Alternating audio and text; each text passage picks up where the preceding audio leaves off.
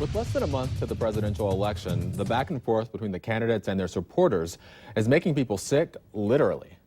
That's according to articles in Forbes magazine, The Washington Times, and Pew Research Center polling that shows 60% of Americans are exhausted by the barrage of campaign coverage. Giovanna Simic shows us people here, maybe you too, have come down with a case of election fatigue.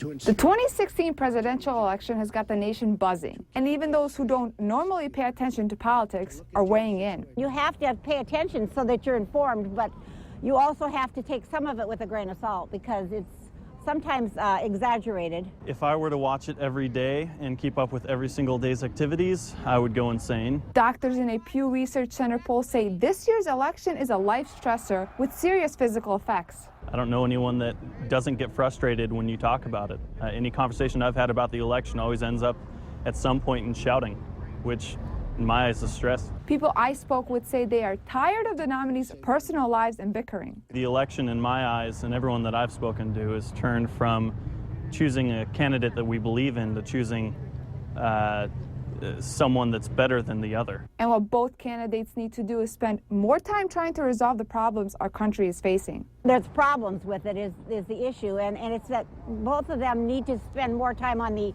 true issues of the American people and less time on the personal issues. In Fargo, Giovanna Simic, Valley News Live.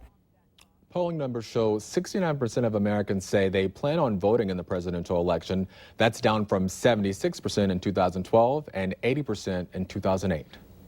It's been a rough several days for cops across the country. In Dallas, an officer is recovering after a shootout Friday night that left 2 others dead.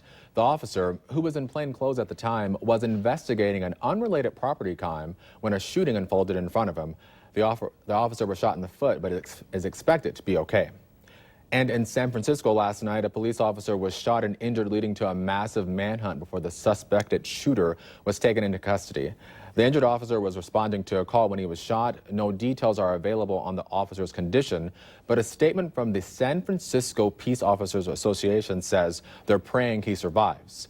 San Francisco police tweeted the officer who was shot was very, very lucky.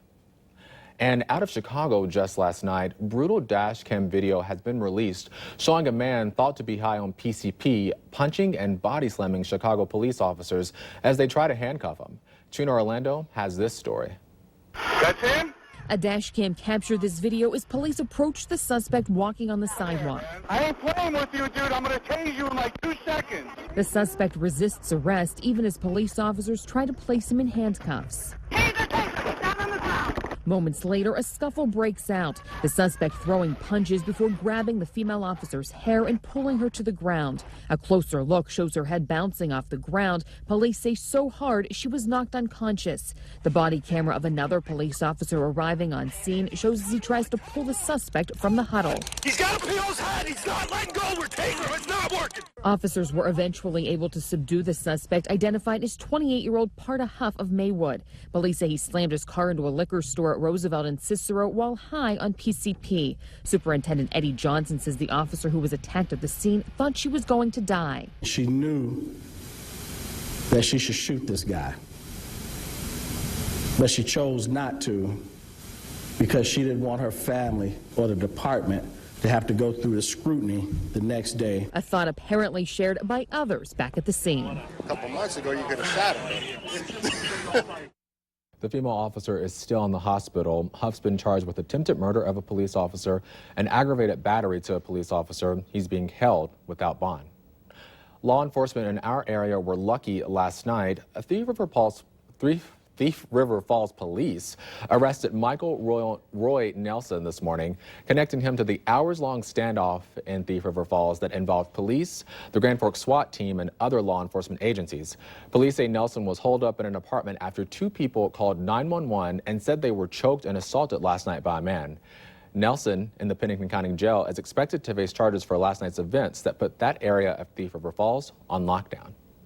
Dakota Access Pipeline protests continued this weekend, with the protester again chaining himself to construction equipment. Police arrested that demonstrator for reckless endangerment, criminal trespass, and inciting riot. The Morton County Sheriff's Department says 13 others were arrested for disorderly conduct and failure to obey a government order. Law enforcement officials say around 130 other protesters were at 2 protest sites on Highway 6 south of St. Anthony. The Morton County Sheriff's Department is also investigating a report of a gunshot in the area, but Sheriff Kirkmeyer says he does not believe it came from a protester. And since the protests began, more than 140 arrests have been made. Later on Valley News Live at 6, he captivated the country without saying a word. We introduce you to the interpreter that helped save many people during Hurricane Matthew. But first, Justin's going to give us some good weather for the evening, right, Justin? And we're going to stay warm as we go through this evening, as we saw a high of 71 today, well above normal for this time of year. The full weather is next.